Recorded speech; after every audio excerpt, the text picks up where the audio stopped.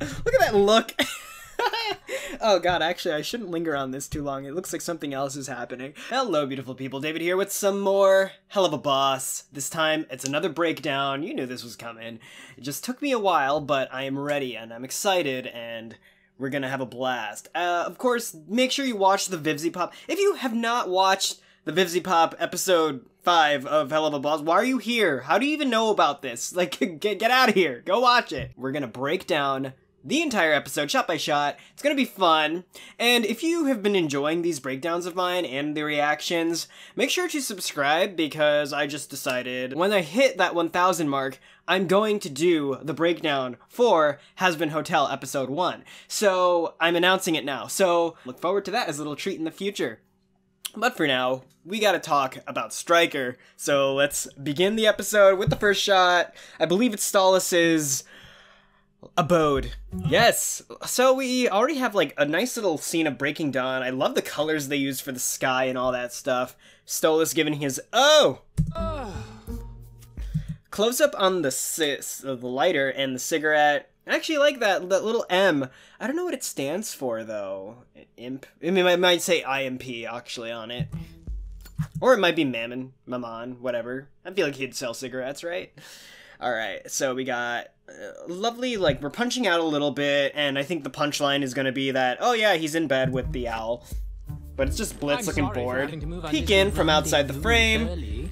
And then we punch out for the gag, obviously, of, no pun intended, but for the BDSM shot.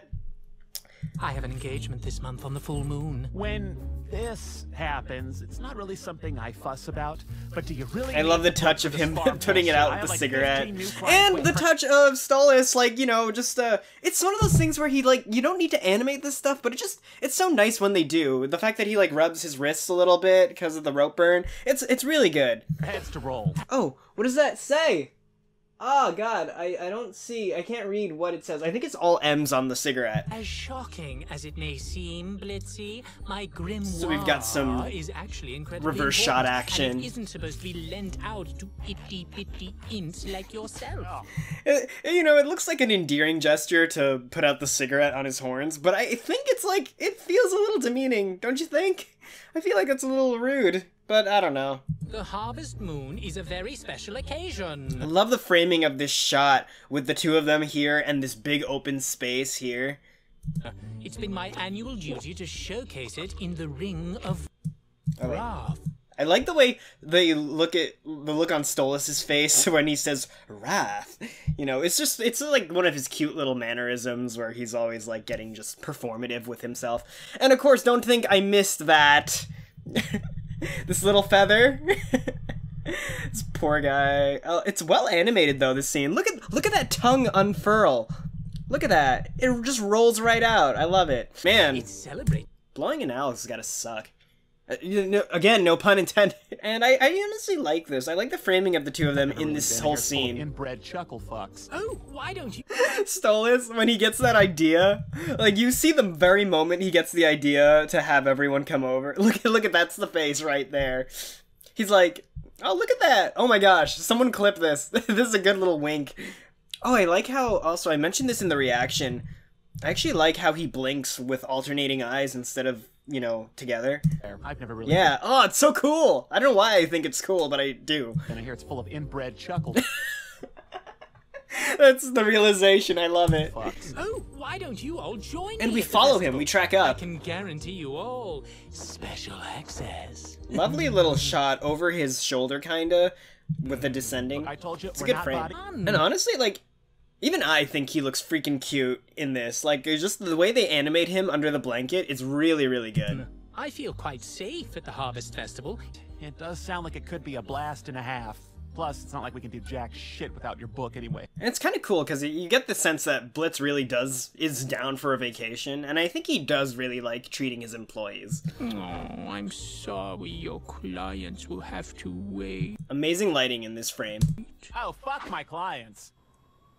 There's always a punchline. We got Fizzarale. I like how the show is still not letting us forget about him. I can't wait till he shows back up. Again, I don't know if RoboFizz is dead and the next time we see him it's gonna be the real Fizzerali, or if they're gonna like repair RoboFizz. It would be really funny if RoboFizz turns out to be like just the villain and then like maybe the real Fizzerali is just super chill. I don't know. But it seems like Blitz doesn't like the real one either, so go figure. And here's this. We got an establishing shot of the building they live in, as well as a sweep over the two of them in bed together, and now close up on Moxxie. Phantom of the Opera, of course, because that just adds to Moxxie's character so much. What do you want? And I love this shot of their bed post, because clearly on Millie's side, we can see that she gets a lot of practice throwing. A lot of nth stabbing, and who knows what else she does. But what I like is that she's very respectful of which half of the bed is Moxxie's, because his is perfectly clean. Like, I just really like this. I like that it's all on her side. Sir. Hey, hope I didn't wake you, Mox. How would you and Mills want to visit the Wrath Spring for some harvest bullshit this year? The Harvest Moon Festival! She really does look like she's out cold, so that's a really fun gag of her just coming back up. Also, she looks kind of crazy on this frame that I paused it at. Also, the king! I have no idea what that is. I'm sure it's something theater related. Or maybe it has something to do with Millie, because it's on her side of the room. Go figure. Well, Millie Close likes up for the temple rubbing. Where are you calling from? Oh, I always love this. They don't do enough dead-on shots of characters in this, which is why it looks so awkward when you sometimes see their face, like, just, you know, flat. But, because, like, you'll notice, most of the shots in this show have their faces at an angle. Mm-hmm. Of course. Also, people said that he's purring again. I don't hear it. I really don't hear the purring. Where are you calling from? Mm-hmm. Of course. Maybe there's a little bit of it, but I honestly don't hear it. He just looks really cute. That's about it. But that's the same face he made, like, in the fridge. Very similar, actually. Okay, so now we got an establishing shot of the Rough and Tumble Ranch, which is where Millie's parents are doing the thing. Mom! Car pulls in, they're there. Great. That's a lot of establishment in very quick succession. Also, I missed the faces. What is going on with Blitz right here? He looks so happy. He's got bedroom eyes for everyone. Love his little horsey up there. And then you can see Mox is very nervous to be seeing them again. Millie is ecstatic, obviously. And I like the touch of, wait, does Blitz look too? Oh my god, yeah. I've noticed this with Moxxie's eyes, like he looks down, but Blitz also tracks a little bit. Look at that! Oh, I love that. Okay, so anyway, they watch her leave. Mama! Daddy! Got a close up on the dad, punch out, very well framed. I'm good, Pa. Thanks for letting us stay here for the Harvest Jamboree. And dialogue-wise, lovely exposition. We're not just seeing her parents just 'cause, we're seeing them because they're putting them up for the evening. Or for, the weekend? I don't know. It's no trouble. We know you aren't making as much anymore since y'all went freelance. And you kind of get this cool idea of, like, maybe her folks not look down on her, but, like, give her some ribbing just because she left the ranch for the city life and got a city boy. Apparently Moxxie's from the country too. Like, again, like, I don't know. Yeah. Parade Lance, Paige. He's from the Wrath Ring as well, but it seems like his upbringing was so different. A little bit more manicured. It's fine, Mom. Over the shoulders. We're doing fine. It's fine. It's fine. It might not be fine. I don't know how much they get paid. It looks like they get paid more than minimum. But it also looks like the business is always strapped for cash. I love the shot. What's on your... I don't know what this says. It's a little too close for me. Like, it's a little too far even for me. And I'm watching this on, like, a television. My external monitor is a television. So, I'm sure I'll zoom in editing and we'll see if that's anything. But I love how Moxxie struggles with the suitcase. Moxxie. Greetings. Haha, great. It's such a good shot. Exact same emotion. I love it. Lynn. Joe? How have you been with all the flaming twisters and stuff And Moxxie extending his arm, of course, to nothingness. around here? We lost our old farmhand to one of them terrors last week. Alright. Oh, crumbs. And of course Moxxie does not handle bringing up something bad. I'm so sorry. This would be a great time for him to be like, man, shit, you know? But no, he just stumbles over himself and is sorry for even bringing it up. I didn't mean to open that wound, sir. Hey, watch it. I'm the sir here. And of course Loona's here. Y'all are gonna hate me for this, but... And, like, I get it, like, I think I mentioned this in the reaction, and someone said, like, yeah, why wouldn't he bring her? Like, it's an employee getaway, and, like, blah, blah, blah, and it's vacation. It's just... She could have been written out of this episode. I'm sorry, I'm gonna say it. She doesn't do anything, except the very end, which could have been written differently anyway. What I think is really cool, because, let's just face it, like, this is my opinion, I don't think she needed to be in this episode because she really adds nothing to it. However, I think what could have been a really cool writing decision, well, I can already feel the hatred through in the comments haven't even written yet.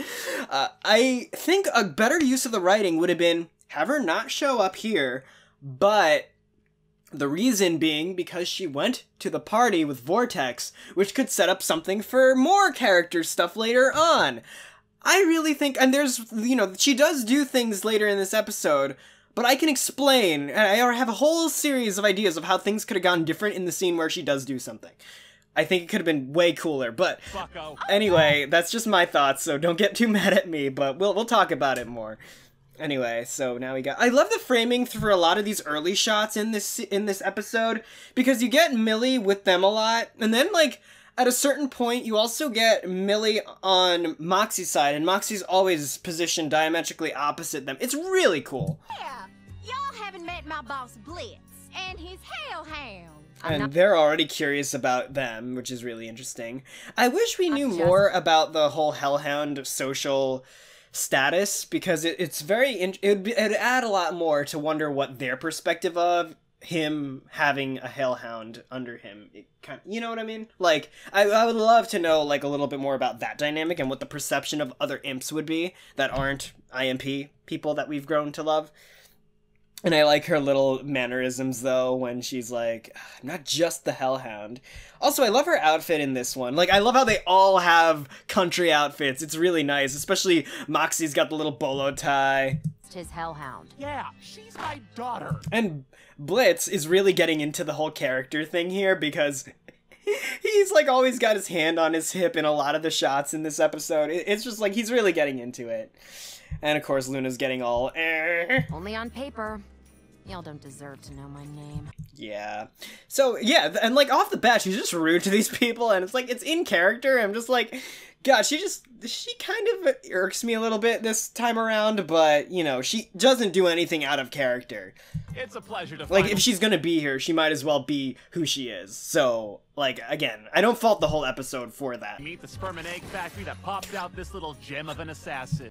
Blitz not helping the cause by tossing Moxxie aside. Like, Moxxie really is established at the top of this episode in many ways how, and not inferior he is, but like how, I guess,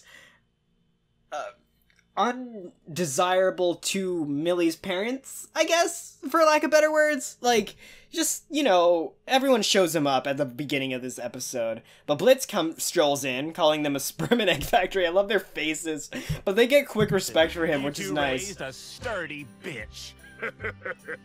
That we did. Yeah, so they like you, and you get a sense of like what they value based on the difference between how Moxxie has talked to them and how Blitz has talked to them. It's really cool. Oh, Blitz is it? Oh, I just realized this. Millie's mouth looks like a fish. Just things I noticed. My name. It reminds me of war. Nothing like a little war to make a strong man. Confirmed, Blitz's last name is Krieg. Can you imagine? I like you people. You know, more battles were won by technological Oh advances. god, I still cringe at this scene. But it's very cool, like, kind of smoking gun situation where he mentions angel technology, which you think is like a one-off thing of him just being nerdy, but no, they actually deliver on that as a callback later on. So it's really cool. It kind of sets things up. In the business, we call that foreshadowing. God damn it. You all went to lit class. Come on. Warfare. I've researched the history of weaponry extensively. Have and you it's now? Inspiring how, for example, Yeah, so the he progression talks of about guns this utilizing angelic that I technology just has said. I changed love the way the landscape cacti are of drawn and the combative. things in the background. They really do a good job showing how different of a setting the Wrath Ring is compared to what we've seen of Imp City, Heaven, and I mean, anywhere else. The Greed Ring, or where Lululand was, you know what I mean. Alright, and poor Blitz just looking dead. I love the shot of the touch of Millie just kind of doing the no, no, no, it's not gonna fly, and them just looking horribly concerned. More fun. Guns get the job done. He tried. He was too late, but he tried. But a man ain't nothing if he can't tear the head off a hellish beast with only his bare hands. I also like what Viv... Oh my god, yeah, this face of Blitz is perfect. I noticed this in the reaction. He just has such a great face here. But another cool thing about this episode is that we get introduced to, like, the country bumpkins, kind of. And what's really funny is that, like... Let's see, in America, we kind of associate them with, like, the whole gun-toting thing. But in this, they do something really cool, where Moxxie, who's, like, shy and timid and meek, he's really enthusiastic about guns. And the guys, the rough and tumble, like, almost redneck kind of guys, they don't like guns. It's really cool, just because of, you know, juxtaposing that with our real world. It's interesting. And it also kind of makes sense, because, you know, it makes sense that meeker, shyer people would grow to like things like guns. You know, because they're one shot, one kill, you know, like, they make the weak strong, you know, like, that's, but that can be a whole other conversation we get into that will probably get demonetized, so let's not go there. He's right, Moxxie. You got cute little baby hands like your baby did. Another thing I really like is there's a cool shot coming up. There's a cool thing coming up that I didn't notice till my 5th or 6th time watching this episode. Sir. Speaking of strong hands. There it is. Did you catch it? He, like, points to it again. I love it. Like, once the dad starts talking, and lovely over the shoulder, by the way, he, like, looks, and then he's like, there it is! Oh my god, I didn't realize his finger is bent! Look at that, his finger's bent. You know what that means? It means he's pressing. It means boy is pressing. It's so fast, too. Oh my god, I didn't even notice him looking at him like that. Oh god, this is new to me. Yeah, oh my god, I want to see that all in full speed one more time. Humor me. Sir. Speaking of strong hands. Yes! I love watching that edit. Oh my god, I didn't notice Moxxie's face after it. Hey! Striker! Okay, and this is the introduction to Striker. I wish they said his name a little bit more off the top of this, just because I missed it the first time. I think they say his name twice in the episode directly. There may be more, but I just wish they said it a few more times, because it didn't click. Also, part of me kind of thought the horse was Striker, too. Like, I was really confused. Anyway, our introduction to Striker is great, because we got these anime action lines. He's already coming in really hot, really fast, and we see his tail as a whip. This whole guy's thing is that he's, like, themed like a rattlesnake, so you get some stuff. Later on, we'll get more stuff about this, but it's kind of a cool touch. We got his, like, gold tooth here, looking like a fang. His eyes are absolutely amazing. By the way, I love his design. We got his outfit. He's, like, full cowboy getup, a little rough around the edges. We can see by his tattered hat. Riding a flaming horse into the scene, like he's freaking, you know, freaking whatever. Well, howdy. And I always thought he looked like a shark. I mean, it makes sense that he is a rattlesnake, but I mean, he's not actually a rattlesnake. He's an imp, maybe. But he's themed like a rattlesnake, and we got Ka from the Jungle Book kind of going on with the eyes a little bit. But if you just look at his face right here, you could totally draw, like, if you just, like, took this piece out and, like, added, like, a fin, like, he would look like a piranha or a shark or something. Like, you could totally, you know. You must be the famous Mildred. Either way, he looks like an aggressive creature. Heard some good things about you from your folks, little lady. And I love how the first person he singles out is Millie, of course. Kind of probably to set up this false pretense that, ooh, he's gonna be a threat to Moxxie. He's not actually gonna be a threat to the relationship, but he will be a threat to Moxxie. Just as a one-on-one kind of situation. And he shows up being very charming. So far away from Imp City. Very suave. The free working finally slowing down. Also, pay attention to his drawl. It's really interesting because, oh yeah, Norman Reedus. I'm probably the only YouTuber who just didn't care. Not because I don't like Norman Reedus, it's just because I don't know who he is. I know he's in The Walking Dead, I know he's in The Boondock Saints, but I'm not too familiar with his work. He didn't make a crazy impact on me, okay? So I'm not going to be as jazzed about it. Now, I love this shot here of Millie's face just you know, just because it's like another full front shot, like, we don't see many things like this. Kind of gives you the sense that it's totally, I almost said Stolas, a striker's POV. Oh no, freelance isn't free, it's a... And like this gag that people don't know what freelance means. We're just visiting for the festival. The And then Blitz comes into the shot. Friend! Millie, I am not above it. And so if we're considering that this is Striker's POV, God, this is a weird frame I paused on, but then he just kind of looks over, and he does take a little bit of an interest in Blitz once he realizes who he is. Being a female in front of her daddy. Boss, huh? Oh, boss, huh? Oh, see. What's nice is that he's taller. It's very interesting. The dynamic between him and Moxxie is one thing. The dynamic between him and Blitz is actually another thing, which I find really interesting. And I love his eyes, like the circles, like he has like this pronounced like black ring around his eyes all the time, and it really shows when he closes his eyes. You're the bold imp that started his own killing biz. Yeah, well, when you're good at something, you should probably capitalize. Not many And imps it's cool start because Blitz is normally the tallest imp in the room, but now we've got Striker. And like, the succubi aren't imps, but they're also taller than everyone, so they're, I guess, a bit more normal sized. But Striker here is like, he's like only a little bit shorter than the succubi were, you know? So he's pretty dang tall for an imp. businesses on their own. That's pretty impressive. And he's also like a little bit paler too. It begs the question whether he's like a different breed or race of imp, like, and his eyes are different, of course. So I would love to see like another Ring of Hell where the imps actually look like him. You know, like they're colored like him, they have eyes like him. It'd be interesting, even if they're shorter than him. I buy that he's just a taller one. Sir. Oh, yeah. So we got him schmoozing Blitz. Yes, it is, isn't it? And really taking advantage of this like insecurity of his. You can see Blitz working through it. It's really cool. And now, like, you get the sense that they're, like, about the same height, even though Striker does, like, their proportions are really weird and different. Striker's got a really long, tall torso, and, you know, he can kind of look down at Blitz if you look at their eye levels. The thing with Blitz is his head is just bigger, and his horns are huge. So he's actually not that taller. If you think of horns like hair, like, it just means his hair makes him look a little taller, and Striker's hat makes him even taller than that. So it's a kind of cool, like, they're both almost the same height, but in weirdly different ways. The design's great, and I love his tail with the spikes. So you even caught That's why I actually thought he was more like an iguana, but, you know, he's... on that itsy blue blood into getting you to the... Oh, yeah, look at Moxxie and Millie in this shot. It's actually really funky. Oh, I didn't realize he went for the politician handshake, too. He does the double hand grab.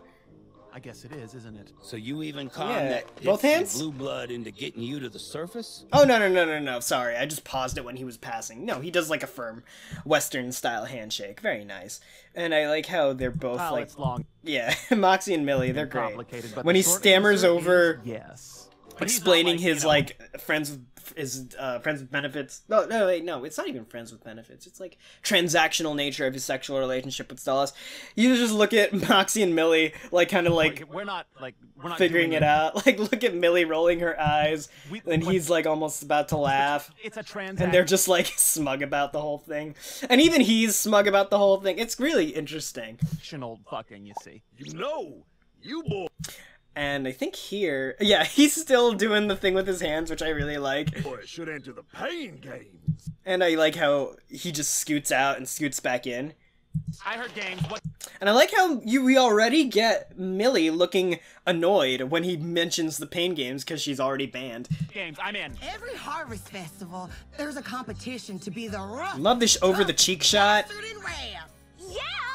Wish I could play. Nope. Millie, you know you get And there's two room for her to turns come away. to the shot. last Oh, that was really cool because she doesn't just cross into the shot. She also kicks Moxxie out a little bit. competition ended in 15 separate funerals. I'm aware, but I only caused 9 of them. How come Sally Mae still gets to compete? Oh yeah, and then we meet Sister Sally doesn't Mae. have a neighborhood head count. She so does. Oh, whoa. They did not need to animate that, but they did. Look at her fingers. Doesn't have a neighborhood head. They didn't need to do all that, but it's really great. She so does. because in Canada they don't. So we got Sally Mae and the brother, and they've got two bodies, it looks like. Or she's got a head and probably in the sack there, and he's got this other imp. Still, you get to root for her and your brothers, and now you can cheer on your boss. You know, she can also cheer for me. Wait, you? Yeah, I can compete, can't I? I like how she elbows him Sorry, boy, but I don't think in the gut. sensitive thespian types would last very long in the games. I was born here too. So he says, I was born here too, which makes me think, like, even if he was born in a different neighborhood, that the rest of the Wrath Ring probably is similar to this. Have some fat in me. And the put-on accent is just like, I almost feel like it's a little mocking. Well then, little fella, why don't you help me wrangle one of them hogs for dinner? Simple. Watch me. Nah, with these. Bullets can't Love the design of the weapons, especially that dagger.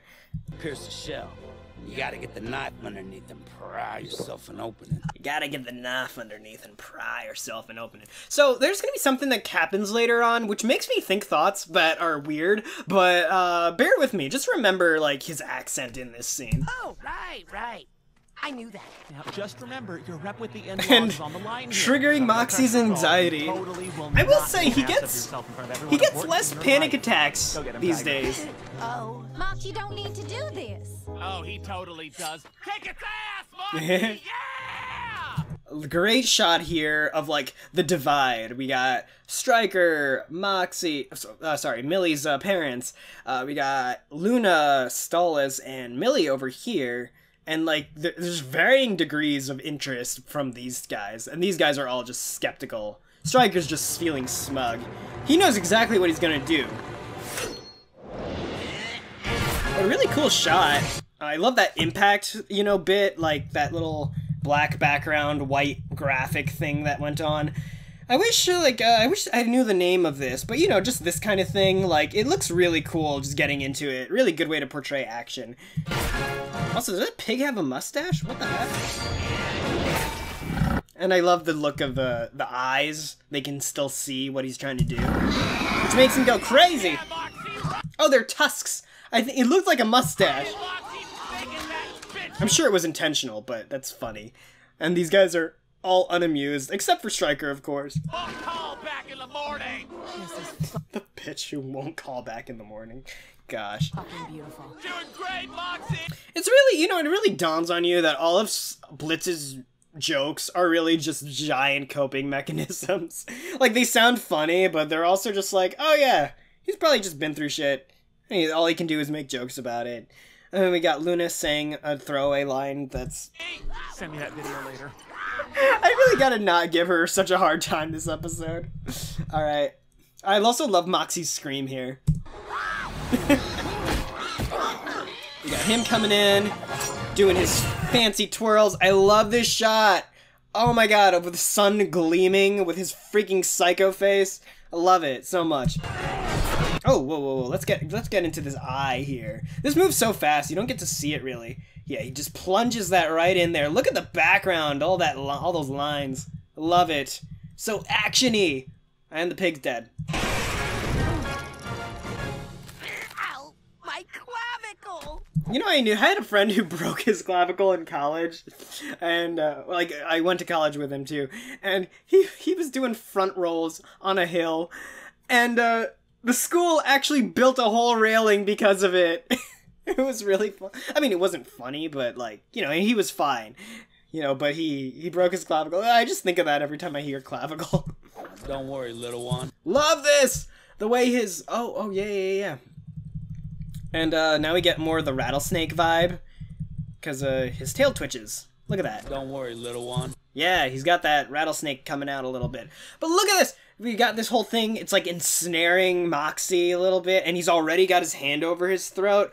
Really good framing, really good thematic framing, too, about the relationship right now between Stryker and Moxxie. And he's even faded out a little bit. It's like a really great shot that minimizes Moxxie's importance. A chance. You know, a big upshot, and then we got him. You only really hear the rattlesnake sound effects, which are diegetic. I was actually, in my first two watchings, I was like, Is the rattlesnake thing, like, just non-diegetic theming, or does he actually make rattlesnake sounds? I think the twitch of the tail indicates that he does hiss a little bit. And it's cool because the way he delivers that line... You never stood a chance. Like, is it just me, or does it feel like when he, like, talks, like, all, you know, evilly, he doesn't, like, he kind of loses his accent a little bit. I just think, I don't know, maybe I'll save that for later. And then he hisses as he walks away. Man. You want to help the men skin this thing for dinner? Again, clearly another dig on Moxxie. Oh, I am always down to skin the manly meat with the manly man. That's what she said. What who said? Wait, what bitch is talking shit about me? I like how he doesn't understand jokes, and he, like, actually blushes in that scene, too. It's funny. A lovely little house. I love the windmill here. It's so cool. And poor Moxxie. Don't let him get to you. And hey, you don't need my parents to respect. What I like is that Millie is still very, very supportive, and even though she knows exactly how her parents regard Moxxie. You, they will eventually. No, they won't. Of course, Sally Mae coming in being a dick. What? I like the sound effects. Oh god, her eye is so cool. I love it, love it, love it, love it. Hey, I'm riding. I swear, the eyes in this show look so good. I'm entering those games. Alright, Moxxie's ready. How pissed would you be if I bet on him dying? What is it? What is his name? Wally Wackford? Wacky Wally Wackford? I was just like, he's gonna just be the most subtle character in, like, all these scenes. Like, watch him end up, like, being, like, the big bad or something. But, like, it's funny to me that he's just always around. Because I always regarded him as, like, a throwaway character, but I just know I'm gonna see him more and more. Like, who knows what this man is gonna end up doing? He's just, like, he kind of annoys me and also amuses me at the same time, because I just love how bit part his roles are. Anyway, nice little establishing shot of where they are in front of a crowd. Stolas is here. And just another angle here. We look at Stolas. Looking all princely. The way microphones look in Hell is so interesting to me. You know, the way they do them. Also, like, Alistor walks around with one, like, all the time. Like, it's really got a cool design to it. How kind, Wackford. You get this idea that he doesn't like him. Like, or just he doesn't regard him very much. Greetings, tiny wrath-ring imps. I love that they made his theme a banjo theme. It's so good. It was one of the first things I noticed about this scene. However, another thing that is very interesting about this scene is the way Stolas talks about these guys. To another year of celebrating the spoils of your labor. And you get so much information from this.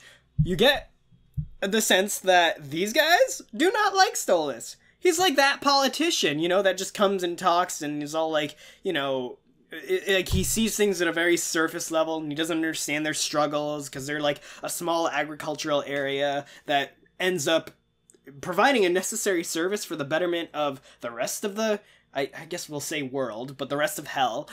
And it very clearly do not get what they would consider due, compensation for it.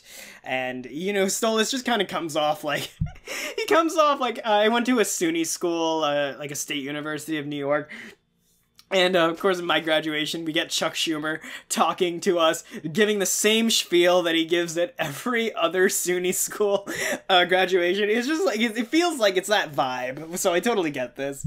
Continue to feed the citizens of Hell. And, like, it also adds to the fact that, like, in the last time we saw Stolas in Lululand, he had imps. He had people coming after him to kill him, and we'll get more into that later, towards the end of this, but, you know, it's cool. Like, they're building this whole world around, like, the public perception of Stolas, because all we really see is his relationship with him and Octavia, him and Stella, and him and Blitz. But, like, we also gotta think of, like, he's an important dude in Hell, and we gotta think of his relationship to the world, too. And how these things can collide in interesting ways. We'll talk more at the end. You know where this is going. I'm happy to kick off the start of these games that will challenge the toughest imps to show their skill and dominance. Good luck to you all. Especially that sexy little one. God, there. I love how like in this crowd, like these three are just so clear. Like it's just funny to me. Ooh, Blitzy. Blitzy. Oh, fuck me. Oh, now there's like, now in this shot, there's actually some drawn imps here. They're blurred out, but they're drawn. Ooh, revolver. Wait a minute, is that? Oh my god, it says Wally Wackford. I love that. Oh, there's Moxxie going. I love this shot. Okay, so this is gonna go real fast, but you get a lot of character information about this. So here's the thing. You get the sense that Stryker, first of all, he's leading the charge. He's in first place, so to speak. He's at the head of the race. He is coming up, and he's strong. You get the sense that he's really athletic, but he also does things himself. Then you get Blitz coming in, and he's the kind of person who will capitalize off the work of others. So Stryker climbs his way to the top on his own merit, and then you get Blitz just using him as a stepping stool across. You get different senses of how these characters like to assert dominance over each other. And you see that. It's so cool to me. And then he just comes up and over. He's even smiling a little bit too. He's like, you get this sense of like respect once he sees him, because I think he's like glaring at him. Yeah, he's like, grr, all right, let's do this, Blitz. Yeah, look at that face. I love it. And you get poor Moxxie. Not gonna lie, he's in third place. He's doing damn well right now. Of course, Kitty Cat goes down. Oh yes, and my new best friend of this episode. Also, that is a tiny pond for this shark. No wonder he's so pissed off. And we got this. We got Stryker, just saying hey to the... Are these, like, children? I can't tell. Oh, no! Oh, no! Someone color that in! Sorry. Sorry. I love these episodes so much. I gotta rib you guys from time to time. Alright, so I like how he's even tied his horns together. So this is, like, a hog tying thing. Also, is this, like, a real country, like, festival game? Because I'm really bad at this. All I know is cornhole. That's the only game I've ever played, like, in, like, this kind of vibe. So, if any of you grew up down south, is this, like, a normal thing, hog-tying each other in a mud pit? Alright, and he's not gonna do too hot. A lovely transition of that rope, actually. I kind of want to see that again. So, the rope... Oh, it's actually a smash cut! Yeah! Ah, cool. I thought the next scene kind of comes through. But it looks really seamless when, in full speed, so that's really cool. Alright, and we get a sense of the people in the crowd. Like, this is where you see the crowd, and it's like, oh wow, they actually drew all these little imps, that's great. And then we get, oh my god, and I love, again, the look of this. Like, you see these guys, they're just kind of doing their own thing. But then you see Moxxie looking like he's, like, not doing much, because he's not. You see Blitz exerting a lot of effort, and you know how, like, tough he is. And then you get Stryker back here, and he's, like, actually probably the most comfortable right now with what's going on. Like, Moxxie is clearly only, like, kind of, he's just kind of there. He's not really adding as much as these two, and you can kind of get a sense of it. And I got Wally up here. Alright, and there's that. And look... I like this. Look at their face. Oh my god, I didn't even realize he has the rope in his teeth, too. I think that's cheating, but Stryker's just got this shit-eating grin the whole time. Even after the rope snaps, Blitz is kind of doing his own thing, but Stryker is still, like, grinning. And even as Moxxie kind of goes down... This is where you get a real good sense of, like, how they're different. Blitz is looking just, half concerned at Moxxie. And then Stryker's just like, haha, you like that? I'm guessing they won in this case. It looks like the rope just snaps and it was a draw. But I guess they won, because Stryker's showboating right now. And, of course, the shark comes back. We got these guys again. And we got Stolas looking very closely at this. This is probably great for him. And we got, oh, yeah, I forgot. This is actually a really cool shot here. It went by so fast. But yeah, at the beginning of this, we got a Stryker kind of dominating. And then you just get a sense that Blitz is, like, you know, he's slippery. He's a slippery guy. And look at these two. They're into it. There's a lot of mutual respect going on between these two. And of course, Stolas is like, oh! He gets so excited when Blitz gets the upper hand. And poor Moxxie. Dog pile. And of course, lovely running joke. Coming in with the people's elbow. I love it. Fish out of water much? Moxxie's the fish out of water, actually. So, we got Wally.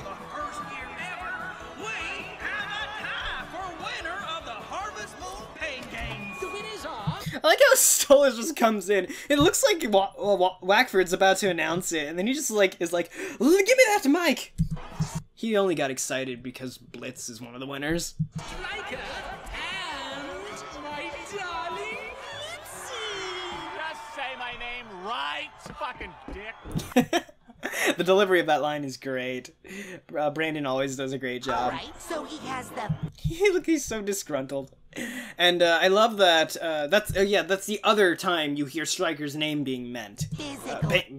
Being said. God. Advantage. I'm better at other things, like singing. I'd like to take this opportunity. It's edited so well. Sing a quick song. The timing is just perfect. Oh, I love his guitar. Hold on, let's get a look at that little axe. Look, it's got a horseshoe on it. I love it. Sing a quick song I wrote just now about me winning. Let me tell you, it's a song about me winning. What the heck? No! What is going on here? Share? Oh, okay. I was like, how do I get out of that? Okay, let's go back. Song I wrote just now about me winning. It almost sounds like he heard Moxxie and then just whipped the guitar out. Alright, lovely lighting for this. Also, there's something I don't get here. Oh, I love these designs for these imps going on. Yeah, so we get really good close-ups on him. He's like disgusted. Look at him. Just kicks her in the face. And also, like, this I just don't get. Like, why? Like, he grabs her. Oh, whoops. Like, he grabs her, this dude, and then they're just like, why? They're like eating her face. Even he's like, I don't know. I don't know why. It's just really funny to me. I'm guessing like maybe they were jealous or something, but she got kicked in the face already, and then they just piranha'd her. And I love this. I know this is like a meme, but like, I'm 27 years old. Any of you around my age remember in like the late 90s and early 2000s when like every country singer like commercial had this shot? You've seen it, right? And it wasn't even just country, it was like the Elvis mixtapes, like, they were selling, like, CDs and stuff. Like, you saw this all the time on cable television. Commercials were always a thing. Love this little close-up here. I always thought his mouth here looks kind of like, he looks like angel dust almost a little bit. Just a thing. Alright. Cheese on a stick. Isn't this guy great? It's gonna be nice working with him. I actually like how distraught Moxxie looks at this.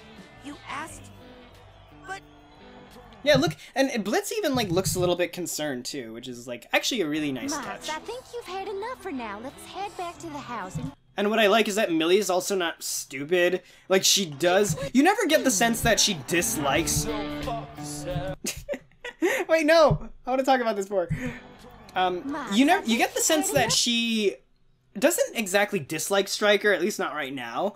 But at the same time, she does understand that he's kind of been a dick to Moxxie, showing it up and all that stuff. And what I like is that she's concerned without being overt about, like, man, fuck Striker, you know? Like, she's good at demonstrating, like, the gray area. It's like, okay, I don't have a problem with him, but clearly I understand why you have a problem with him. You know? I like that a lot. For now, let's head. She's very underrated in this episode. And she's also kind of pushed to the side a little bit, which kind of sucks, because we've had Blitz episodes and Moxxie episodes, but we haven't really had a Millie episode. We even had a Loona episode, kind of. So, I wish we, like, had a little bit more with her. Although, we have gotten crowning moments of badassery from Millie. I'm looking at the catfish. Get back to the house and get you clean. I love that line so much. And like, even she's like, she does it again. She's not like angry at him, but she's also just like, dude, not helping. You're adding to the problematic. And like the tears, like it actually, like, it's believable, which is what I really like about it. And then poor Millie. It was just Also, that's like a really good ending to the song. Like, did you hear something? It was just the wind. Oh, I never caught this! Wait, I never caught that. It was just Millie's like, yeah, she's carrying him away. I didn't catch that. I thought he was just walking away. Yeah.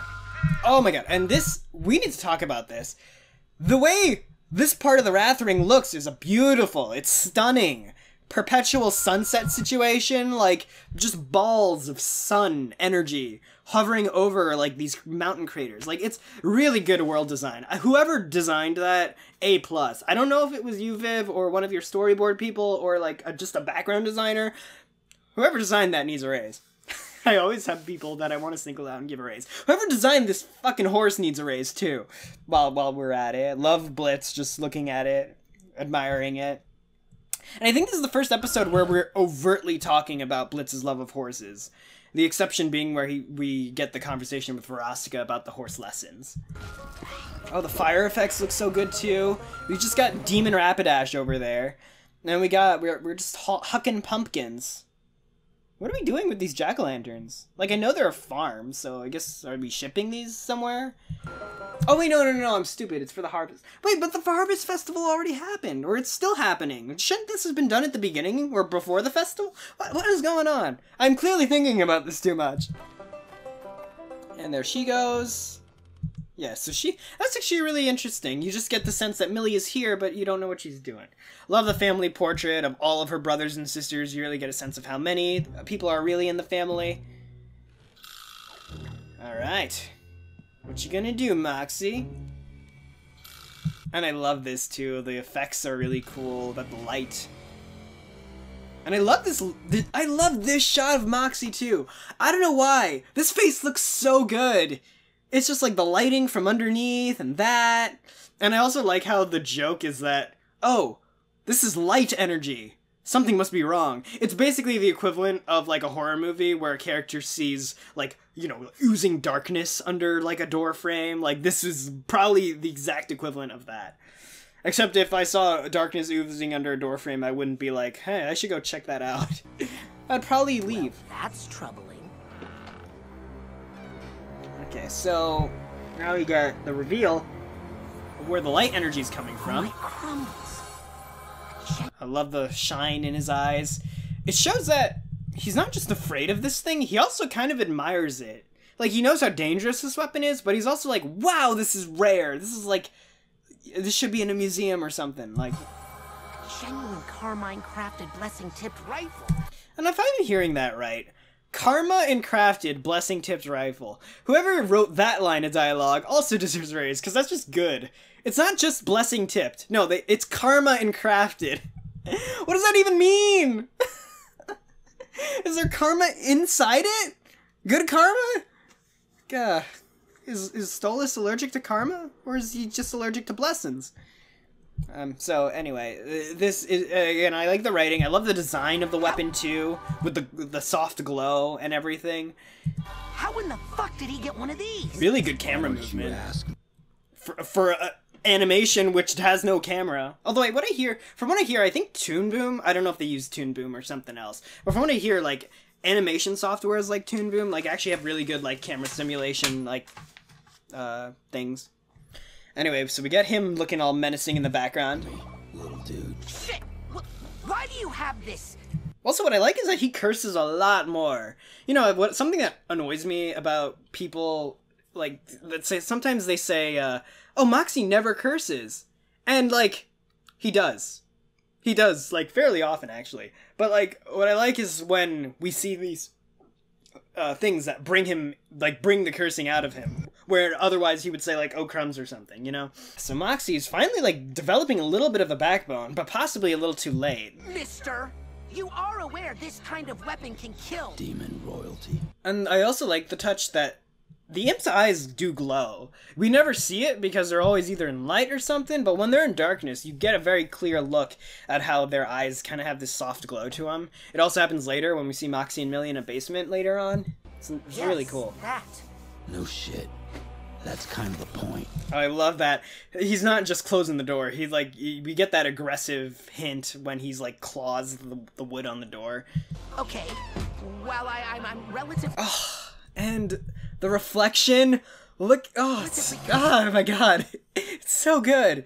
And we got this, and I love how this look of like almost a rage turns into like a smirk because he knows exactly what he's gonna do. By your possession of this, and the hissing is so much more apparent now, the rattlesnake sounds. Also glad my instant dislike. Which is really just hissing and a rattle, but they use it so well. And he like backs up a little bit, and he's like, okay, I'm cornered, and he's gonna do that.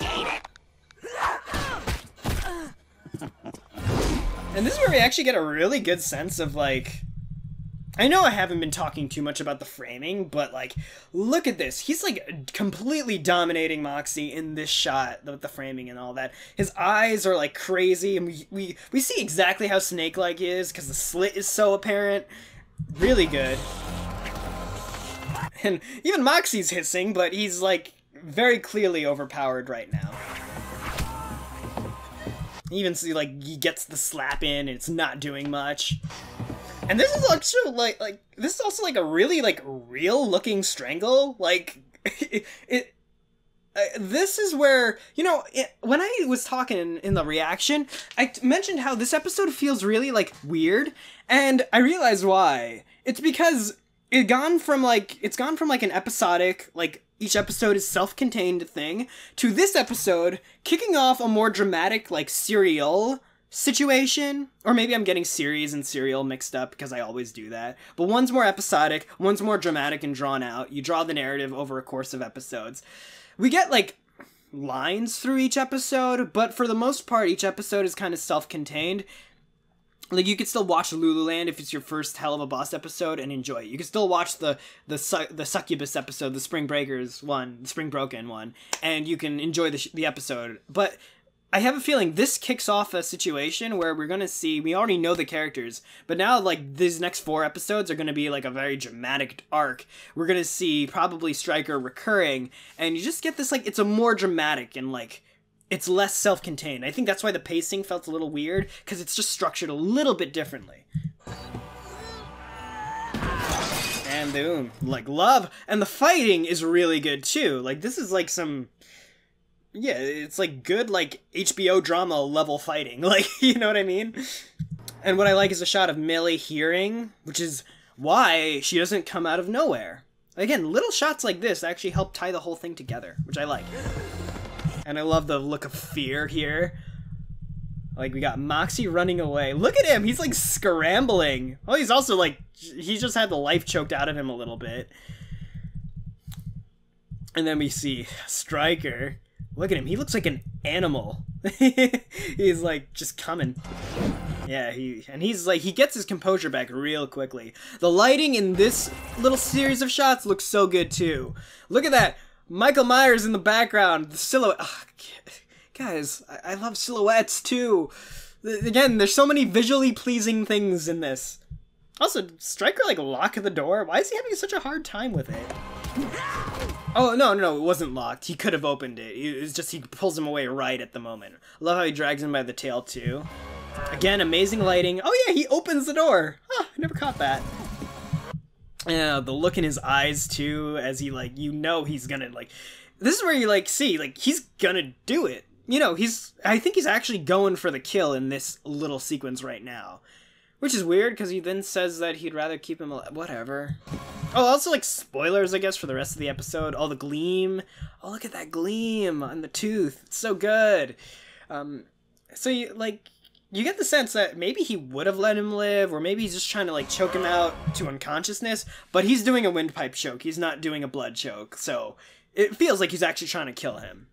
But then he changes his mind and lets him live later, and then says, well, maybe I shouldn't kill you guys. Like, I don't know. This is such a good shot. Pathetic. Alright, and then, yeah, I love the touch also of Moxxie. Like, he's actually dying. Like, he's actually, like, losing a little bit of air. Pathetic. Oh, look at that. Look at the eyes, though. That's the face of a man who just got stabbed.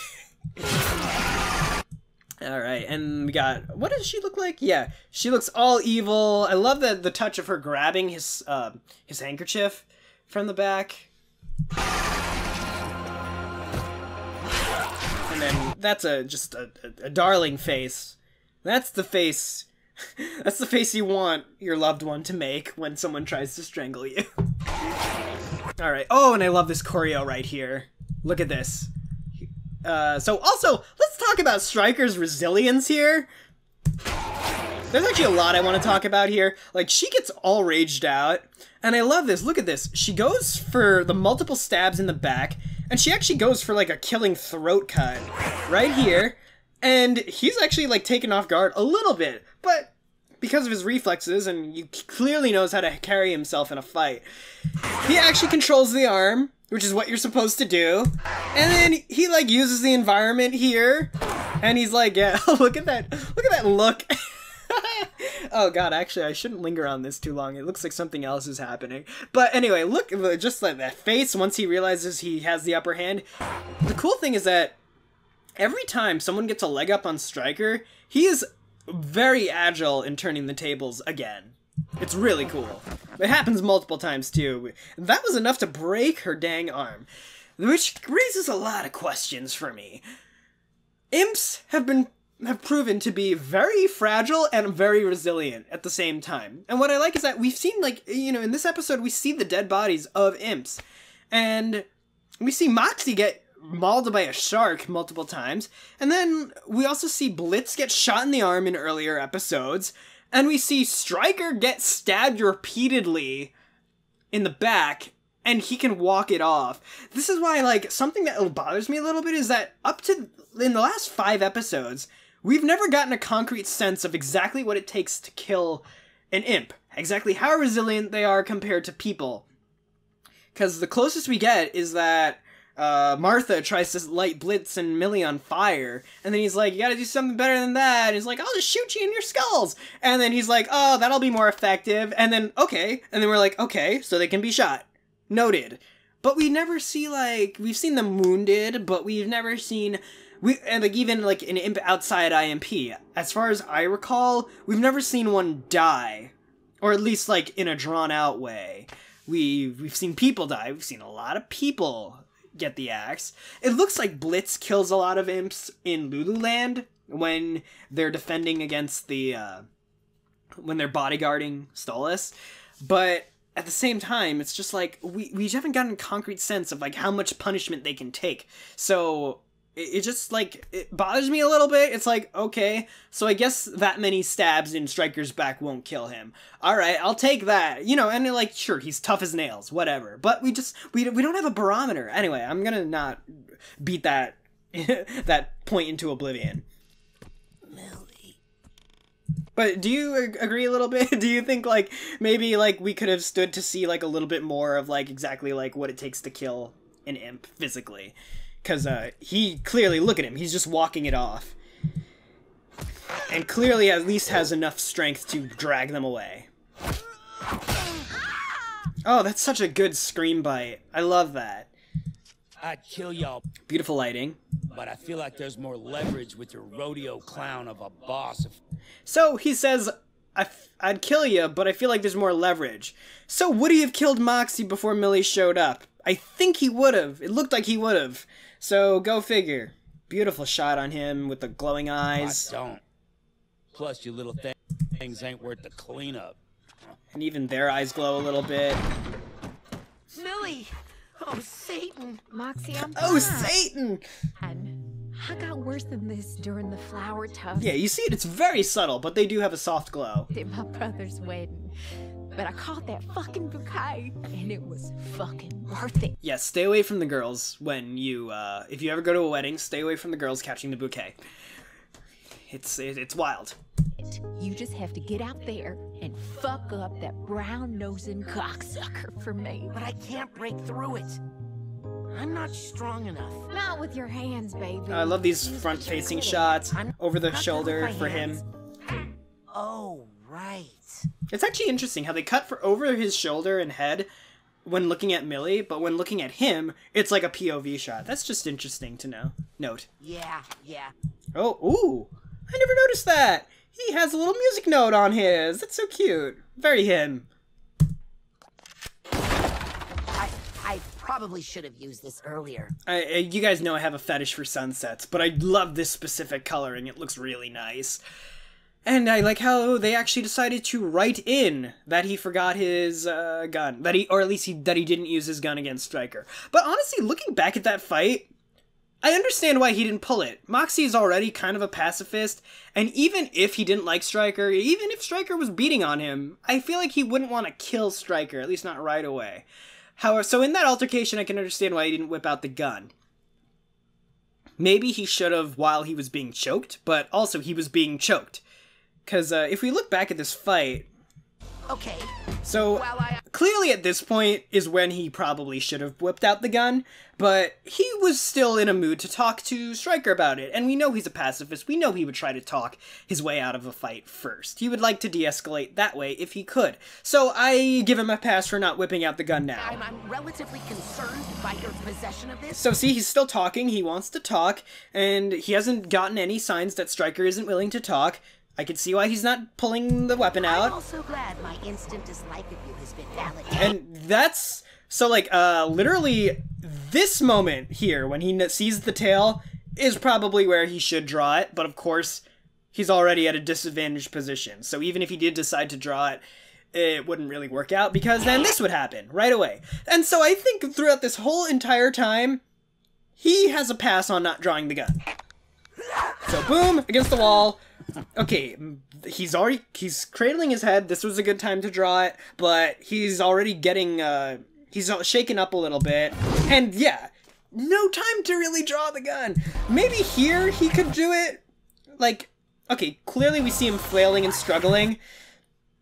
So this would be a good time to do it. It actually looks like Stryker's hand is so big, it's covering where he could pull it out from. Because it looks like Moxxie pulls it out from his, like, cravat area. And also, like, people don't realize this. When you're being choked, especially by surprise, you might actually be more preoccupied with this than even pulling a weapon out. Even if, logically, it would make more sense to pull out the weapon, you're being choked. Your instinct is to do that, is to, like, get the pressure off the throat. Like, so I give him a pass, honestly. But he is resourceful with this. And boom. That's where he should have whipped out the gun. That's where I think he should have absolutely whipped it out. But we see his fight or flight is kicked in and it chose flight, which was unfortunately a bad move. This is where pulling out the weapon would have leveled out the playing field a little bit, but unfortunately he goes for the escape, doesn't realize that Stryker is quick, and then he ends up back in this position where he can't draw the pistol. So, you know what? For storytelling, I give it a pass. Moxxie is a pacifist, so I don't see the opportunity where he would have pulled it out. I see opportunities where he could have, but I definitely don't see an opportunity where he would have. Oh wait, actually? Pathetic. Okay, he's weak. Okay, you know what? I was just about to say, during Millie stabbing him is when he should have pulled it out, but the fact that he kind of, like, had that thud, again, gives it a pass. Wow. You know what? They did a good job. They did a good job. So, it's cool. He clearly had opportunities to pull it out, but his nature, who he is as a person, prevented him from doing it. I think that's really good. I don't fault the episode for not having him pull it out. I think that's really, oh my god, that's so cool. I love you, hon. But for fuck's sake.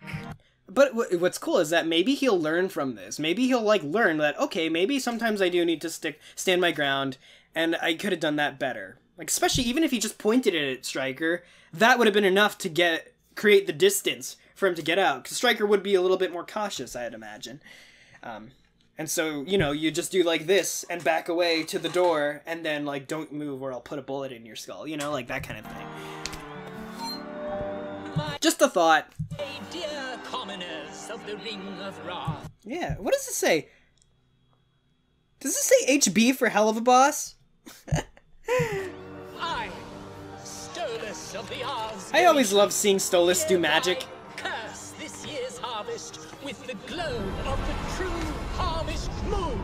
So is cursing the farm, cursing the farm is a good thing, right? Just because we're in hell, right? I just wanted to get that clear. The curse is good, the blessings are bad. Makes sense. Oh, I love the designs of this. This girl looks like a goldfish, which is really interesting. Also, going back to how Stryker looks like a shark. Very, very neat. Look at his little face.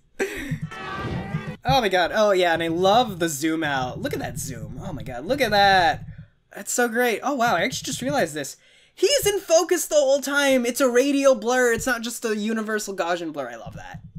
Boom. Oh yeah. Yeah, it doesn't go to like a more soft Gaussian blur until the very end of this transition. I like that. Look at him. You know, a lot of people say that he looks like he's looking right at Stryker. I think this is just because they took this shot of him from the earlier shot and then just used it. I don't think he's actually noticing that there's a sniper trained on him.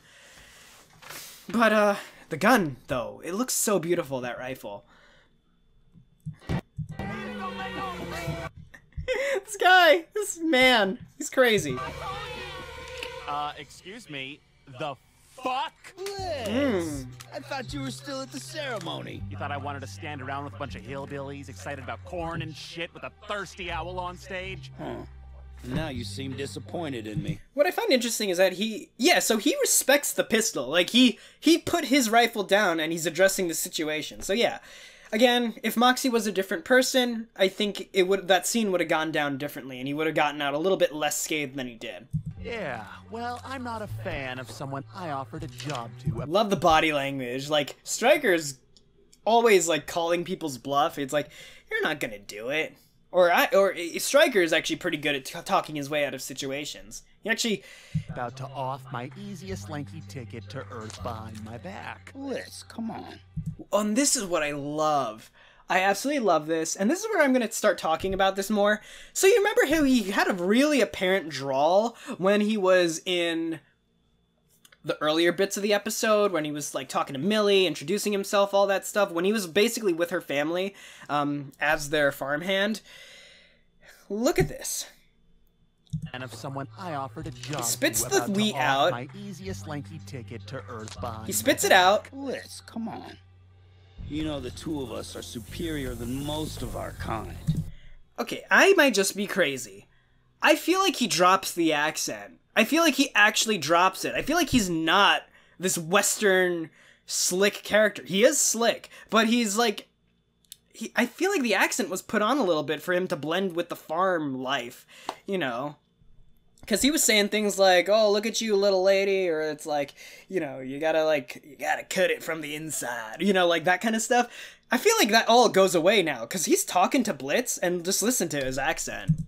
And you were so above sucking on a disgusting, rich, pompous Goetia, only to sneak topside for scraps and work for bitter sinners who could care less who you are. Doesn't it feel like his drawl is gone? I think it's so cool. He's actually like talking as who he is, Stryker, the guy, the assassin, he's not just a cowboy, which I think, okay, bear with me. I know we all like him as a cowboy, as like that outlaw, bounty hunter kind of dude. How cool would it be if he was just pretending to be a cowboy because he was in the Wrath Ring? How cool would it be if he poses as like, I don't know, what if he like poses as like a waiter in a hotel later on, or like a bouncer at a concert, and he's like wearing different outfits every time we see him? How freaking cool would that be? And like maybe he does different accents later on. I don't know, but like but when he finds Imp, or like when he finds Blitz, he always goes back to this voice. That would be so sick, and I would love that. I don't think that's how they'll do it. I think they like his cowboy design too much, but how cool would it be if he like changes outfits, like an actual assassin, like that just blends in, does the job, and gets out. I feel like that'd be so cool. I also like the touch that the family thing, the family portraits in this room, while he's like having this conversation with him. It adds layer. When you could be slaying overlords. Why struggle to run a business that is... And the way this is shot is so beautiful and unlike anything else. This is where it really looks like an HBO drama. The unkillable. The colors are so good. Look at Stryker. Kinda hot. We could be the most dangerous beings in hell, Blitz. Wow, that was... And this is where he looks like super like a shark, you know? But go figure. He's a snake. A good fucking bitch. Been workshopping it. I like that line too. Been workshopping it. You know what? Oh, also, did he say workshopping? Been workshopping it. Yeah, like, I feel like he doesn't have as much of a drawl, even though he dropped the G on that one. And I like this touch, again, moving the barrel away. You know what? Fuck it. Fight choreography really got stepped up in this one. I'm in. Glowing eyes. I love the surprise. It's hard to catch this guy off guard. You really get the sense of that. And what I love more than anything else is just, like, he's... He like you should have seen your he reveals that he was like kind of just playing along to buy for time, but you know, just between you and me, it does look like parts of what he said did get to Blitz on some sort of level. I wouldn't be surprised if he planted a seed that causes Blitz to have interesting thoughts later on. Can't wait to see, only time will tell. But you definitely get the sense that Stryker probably could get into his head. And I love how, like, every time he's looking at Moxxie specifically, his slit gets so thin and he gets so mad. You get the sense that he really has it in for Moxxie, like, almost like on a hatred level. It's really cool. Whoa, whoa. Okay. Please. Love that. He's got it with his tail, the dagger. Very much. Oh my god. Oh, I got the muzzle flash again. I was using this shot for the thumbnail in the reaction, and many times I got the muzzle flash. It looks really good. Oh my god, it looks even better with him in it. I never caught this. I always caught this one. I never caught this one. Oh my god, that's beautiful. And I like the look on Blitz. He wasn't expecting Stryker to do that. But thankfully Moxxie's got his wits about him. Oh, you daddy fucker! And he was like, that's a really good, like, oh, don't you mess with my or with my employee. And, like, just fisticuffs. Oh, look at that. Oh my god, look at that grin. Again, Stryker's shit-eating grins are, like, they make this episode. And you get this really strong sense. Like, it looked like they were athletically evenly matched, especially with that bit about when they were wrestling in the mud. But now you really get the sense, like, oh yeah, when it comes to fist fighting, they're about, you know, on par with each other. Stryker's probably a better talker. He can get inside your head. And then Blitz is, like, a little bit more cunning. Not cunning, but, like, he's just a bit more improvisational. But I genuinely think that Stryker is stronger than Blitz a little bit, maybe. But with Moxxie and with Millie, you know, it's kind of like the sum of the whole is greater than the parts when it comes to IMP. However, Blitz is like, Stryker is like a pretty cold operative. He can function very well as a lone wolf. And I love this touch that he steps on Moxxie's trigger finger, or trigger hand, or the arm connected to his trigger hand, which explains some things later on. You dumb fucks lost the upper hand fast, huh? Didn't I even call that out? Like, yeah, Stryker's really good at turning the tables, you know, on them. Oh, he never caught the reflection in the scope. That's so cool. And again, a nice dead-on shot from him again. Like, we usually see angled shots, so it's nice to see front-facing. Ha! You seem to have forgotten something, bucko. Once again, Loona wins by doing absolutely nothing. I do like the ear pricking up. It's a damn shame, Blitz. We might actually have made a good team. Like this over-the-face shot, over the shoulder. Oh, well. In your wet dreams, you honky-tonk. Is it just me, or does that look like it didn't make contact at all? Like, he goes for a ball shot, but, like, I don't know. I never bought that this made contact. Oh, I love the hiss. He hisses a lot more in this scene more than all the others. Oh, coming in with the improv weapons. Oh, whoa, whoa, whoa, look at that dodge, though. That dodge, though. Oh, my God. Yeah, look at that. Here comes the fist. Oh, my God. Oh, my God. Look at that. Ooh, squash and stretch. Oh, I love that. Oh, that's so cool. I love this. That's such a good dodge! Oh, sorry, I got really excited about that for some reason. More fist fighting. Oh, and he's like looking at him, a bloody face, broken nose. Like, I mean, not really, but you know. Oh, and we never see Blitz using his tail so craftily. You almost get the sense that maybe he learned that from Stryker. I don't know, but like, we never see him fight with his tail. And then Moxxie, going for a warning shot. I buy that this is a warning shot. I don't think he tried to kill him.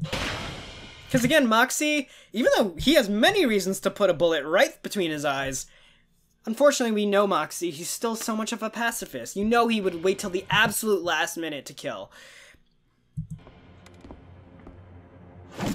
Alright, and now he's got the gun. I think it's embarrassing. Beautiful underlight glow. You're wasting a lot of potential relying on a weak lip.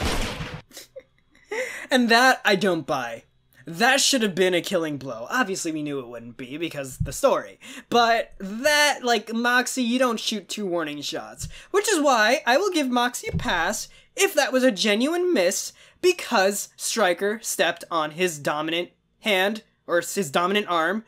Again, that's his trigger finger. I wouldn't be surprised if he had trouble holding the thing and aiming properly because his hand just got stepped on. So that's why I really love that Stryker steps directly on his right forearm. That's why I can buy that he missed twice. And I love how Stryker even has like a bead of sweat. There we go. You can see that very clearly now. Yeah, and he's like, oh shit. But you get the idea that he still doesn't respect Moxxie after this. Relying on a weak lip. You gonna finish that fucking sentence, partner? Vermin. That, I think, is the best delivered line in this entire thing. The way he says oh, come on! Damn it, David. The way he says vermin like that is so good. Vermin. God, he, like, this is where I got the sense that, like, okay, he, for some reason, despises Moxxie. He really does not like him. Like, because that's just, like, look at the rage in his eye and his twisted grin. Vermin. Like, the smirk. He's pointing, like, a blessed, like, weapon at him. And Moxxie's ready. I think this is where he would have actually done it. But, of course, that needed to happen. Hey, I'm here. Loona! God, she really does piss me off a little bit in this episode. She doesn't just do nothing, she makes negative things happen. She's the only reason he can appear in other episodes is because of Loona. I love the look on Stolas' face. He's like, just really? Now? And he pushes him. I love it. And that's Luna's face. She's just like, what did I walk into? You could have walked into something a little bit more, well, whatever. Maybe you'll get me next time, Blitzy. And there he goes, into the crowd. Was Stolas still there? Stolas is just standing there. I like to imagine he hasn't been saying anything. He's just been standing there the whole time. Oh wait, what do we got here? Trident of Pain, Flaming Horns, The Bank. And what's this? Get out. It says get out. Why do you need to get out the Trident of Pain? And I like that face. He's like very angry at Stryker, but I think he's like angry at him because he got into his head a little bit, and Blitz knows that. Like, he definitely got him on like a personal level. That's what I read into this facial expression. Curious about your thoughts. Do you think Stryker got into his head even just a little bit? I can't believe you let him trap. The joke of Moxxie still struggling with this briefcase. And also, I don't know what's going on here. I don't know why Blitz is looking at her so happily. She should be in the doghouse right now. She fucked everything up. God. Again, another reason why I think it would have been cool if Loona was partying with Vortex. And maybe if we had like intercut shots of like how she's like doing over there, because I feel like that's more character for her. Like, this really did nothing for her character aside from just we were able to use her as a device to give Stryker a way out. Because it established a few things. We know that Blitz and Moxxie together can take out Stryker, which gives the implication that Blitz, Moxxie, and Millie probably are a pretty good bet against Stryker, and that Stryker is smart, knowing that he would probably, if he ever had to take them out again, he would try to isolate each one of them, I think. Especially Moxxie, because he knows for a fact he can strangle Moxxie. But that could be his undoing later on. He might try to toy with him too much, and Moxxie would be more decisive. That's what I would love to see in a future episode. But Loona, man, like, I feel like the only thing she does is just allow herself to be a device for Stryker to escape. What I think would have been really cool is, and you know what, even if she was gone, we could have had the same exact ending. You know what I think could have happened? I think when he said vermin again, I think he could have grabbed Moxxie. Sorry, I need to, like, go back to this scene just to, like, get the sense of it back. Okay, so let's say he shoots at him. I think what would have been great is if Stryker here ran right to Stolas, and, like, you know what, I would buy that and miss. Let's say, like, right as Moxxie shoots, he just dives to where, but then Blitz had a gun trained on him too, so I feel like Blitz would have fired. But okay, let's say he moved too fast for Blitz to react after Moxxie shoots, right? He gets behind Blitz. I think this would play so cool. Moxxie takes the shot at Stryker. He dodges by moving into Blitz here. So instead of slapping the gun away, let's say he grabs his gun arm and just uses it to kind of control his arm so that Blitz can't shoot him, but then he, like, gets his arm around Blitz's neck, and so he kind of has, like, a sort of quasi-hostage thing. Maybe he even takes Blitz's arm and, like, points his own gun to his head, and so uses him as, like, a shield for Moxxie, who's got the sniper rifle. So I think that would be a really cool thing, where he's like, don't do anything, you little guy. And then Moxxie hesitates more because he doesn't want to shoot his boss. Maybe Blitz, who knows, he even says take the shot, you know, because, I don't know, he wants IMP to thrive. And then I could see Moxxie hesitating on that.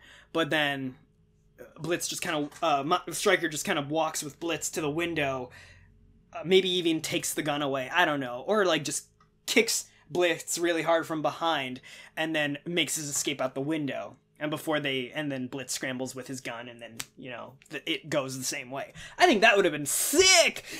And then Loona could have been written out of the episode.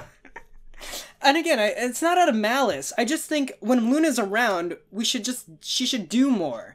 I feel like she just didn't do anything, which is why I didn't like how she was done in this episode. That's my thoughts. I hope you can respect them. I know I can't be the only one with those thoughts. I can't believe you let him trap you, Millie. Okay, and so she's, like, not having any of it, and then she's just like, hey, you know, I think it'd be different if you were there, Mom. I was seeing red, Mom, and he was slippery. Excuses. You're better than that, Mildred. You know, she protected me. And maybe I'm not a strong, beefy dickhead. When Mox does the But accent, Millie has the strength it's so enough funny. for both of us. You two are getting on her case about being hurt by a... Again, I wish Millie got to do a little bit more, but I think the whole reason that she got caught in the bear trap and her arm broken was specifically so it had to be between Blitz and Moxxie to stop Stryker. And then Loona ends up doing the job anyways. I don't know. But it makes you wonder, like, if Millie wasn't incapacitated, if she could have done a little bit more, maybe even finished the job, helped them finish the job with Stryker. Who knows? I just wonder why they decided to handicap her and kind of, like, push her to the side for the very ending bit there. It definitely facilitated that character moment between... Because Stryker's relationship has primarily been with Moxxie and with Blitz. He doesn't really do much with Millie, so I guess that's why. It was more character-driven to have the confrontation between just the two of them. Shame on you. Oh, Moxxie, look at you, speeching like a big boy. Blitz entering. Oh, I love that! You know, it's funny, well, I was just, like, literally, just as I was watching that, and I noticed Blitz coming to the shot, I was like, you know, that's a lot of empty space in the frame. I wonder if they're gonna have somebody pop in there. I don't remember, and there he comes in. Oh, I love it! And there he gets that acknowledgement. I love Millie's face when he does acknowledge him. And she does this really cute thing. She, like, looks back. Never acknowledged your input before. She's like, "Aw, Daddy." I love that. So, is that progress? Yes, you idiot. The guy that tried to kill you, Def isn't here. You know I didn't talk too much about the background stuff, so I'm sure I missed some stuff, and I hope you don't mind that I didn't dive in too much into the background stuff. I just thought, like, there was a lot more I wanted to talk about with this episode than just what's going on in the background. Just, like, the way it was structured, like, how things go with Stryker, like, I don't know, like, even though I took the liberty of rewriting the episode myself a little bit, I do, like, find it really interesting, like, how this will tie into the later episodes, so I can't wait to see what happens. Anyway, Hideaway Motel. I failed to kill the target at the festival. So it feels like he kind of slips back into the drawl. So I'm wondering even if, like, I'm reading too much into it, and he's gonna have his drawl the whole time. But it felt like, didn't it feel like when he was talking to Blitz specifically, he kind of lost his drawl a little bit, and he almost felt like he was talking like who he really was instead of putting on, like, this cowboy thing. Again, I'm gonna stick to, like, what I said before. I think it'd be really awesome if he just loses the cowboy thing and then we see him, oh, okay, now he's not in the Wrath Ring. He's gonna do something else to kind of blend in here and then try to kill Stolas again. Like, I don't know. But don't worry, ma'am. It won't happen again. It's better. And we get a cool shot of him. You know, he's clearly nursed his wounds. He looks a little bit more disheveled right now. He's got his hat off, and we get to see what he looks like with his hat off. He's got such a great design. I love him. He's still wearing his cowboy getup, which makes me think, like, you know, this is just like his post-mission report. So again, like, he could lose the cowboy stuff. He could keep it. Again, either way, it'll be great to see him again. But I don't know. Let me know if you think what I thought was, like, an interesting perspective. It's better not. And then we get the reveal. Love the hand. And then we pan. Right here. And God, her eyes are just so sexy. I love Stella's eyes more than anything else in this show. They just look so good. Look at the shapes. The jagged here. The points here. God, I love her design. Ah. I don't care who you have to go through, make it happen! And then the punchline of him just being right there. Also, I like the touch that... Okay, clearly the butler knows what she's doing. Octavia has her headphones in, and Stolas is just not paying attention because he's learned very, very well by now how to tune Stella out. And she knows that he tunes her out, which is why she feels comfortable even doing this. What I find really interesting is that they're eating, they're eating, and she ain't. So either she finished her food, or she's just not eating. It almost like, it really just furthers the divide between Stella and these two. And then you also, like, I like the framing just of Octavia just kind of being in the middle as well. So, I don't know, I find this scene really intriguing. Wait, what? This is a great shot. And, you know, people are reading multiple ways into this. Also, is that a whole potato on his fork? What the hell? Jeez, God, you know, I always find myself out of breath by the end of these. But it's just like, he's about to eat his food, right? Wait, he looks fine. He looks content, whatever. He's like, and then... What? So it almost like people are reading into it different ways. Some people are like, did he hear what she said? And she was like, oh, you tried to do that. Or is this like a normal thing? Does he know she's sending people after him? Or like, people are also like, and you know, what I think is just like, he was like, oh, did you say something, Stella? Like, I don't know. But he does look a little shocked almost, so I don't even know at this point anymore. We shall see. Maybe the next episode will open with Stolas yelling at Stella, "You sent an imp to kill me!" Could you imagine? He's not that type of guy, though. It'll be interesting to see how this goes, though. How their relationship, progresses or descends even further? Like, we shall see. I'll get him next time. And we see another, and you know what I like is that the episode established what a blessed weapon looks like. It had these runes engraved on it with light, and so we see clearly he's got a revolver now that is also blessed, and this one can also kill Stolas. Oh, and the eyes, I love that. Ah, so good. Such a great you know, introduction to his character, and I like that we're definitely going to see more of him.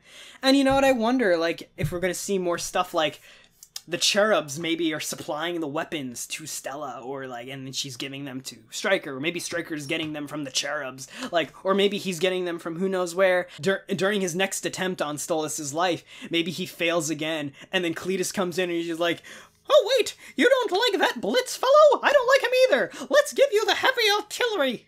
Or some crap like that.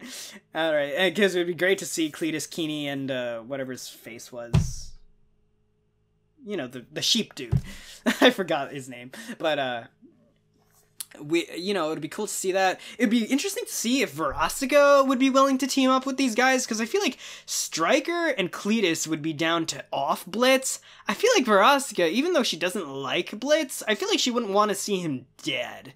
Because the most of their, the farthest their conflict went was just like, it was about a parking spot, and, you know, there weren't really there weren't stakes in there, aside from human lives, but it was just really interesting, you know, because I feel like Verostica would want to kill, you know, Blitz, but, you know, maybe she'll find a way to team up with them, too. I really want to see if Martha ends up in hell and does something, because we already set off the fact that a person who dies and goes to hell basically shows up there almost instantaneously, like Loopty did. He was already, you know, enlisting Blitz moments after his death. So I think it'd be really interesting to see Martha come back, and I feel like she would probably be one of the most intense villains that could be with him. And also, like, I feel like these alliances stuff could be very, like, season 2-ish. I feel like we have, like, a big bad that we need to take care of, maybe above Stella, maybe it is Stella, maybe it's the next person Stella hires.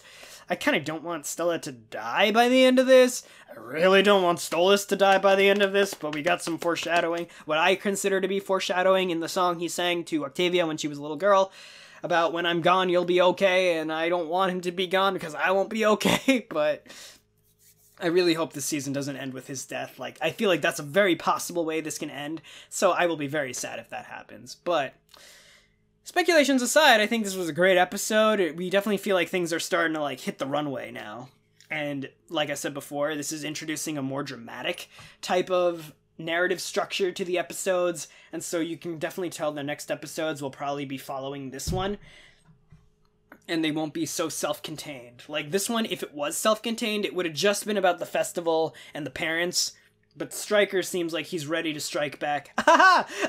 Already. He seems like he's ready to bounce back immediately, except he's gonna do it a little bit more tactfully now. And he also knows what he's up against with IMP, and IMP knows what they're up against with Stryker. Again, I would love to see it if he, like, changes his outfits and tries to blend in a completely different way, in a completely different setting later. But, you know, I won't mind if he stays, you know, the gun-toting outlaw guy that he is. So, hope you enjoyed this reaction, or, sorry, this breakdown, and I know this was a really long one, but there was a lot I wanted to talk about, so I will see y'all in the next one. Remember, at 1,000 subscribers, I promise I will break down Hazbin Hotel Episode 1, and who knows when we're going to see more episodes of that, but I know some of you want to see that, so I will do it at the 1,000 mark to celebrate becoming a partner, and I hope to see you guys when I hit that milestone. For now, though, make sure to like this video if you like this video, subscribe if you haven't, smack the bell so you never miss a thing, consider supporting me on Patreon. Thank you, Bladed Cross, for supporting me on Patreon, and I will see y'all in the next one. For now, this is Dave out, peace out, bye-bye. See you in the next time. I said that at work once, and I actually really just love that. I was, like, torn between see you next time and, see you in the future, or whatever I was gonna say, see you in the next session, or whatever, but, see you in the next time it might be my new outro. We'll see.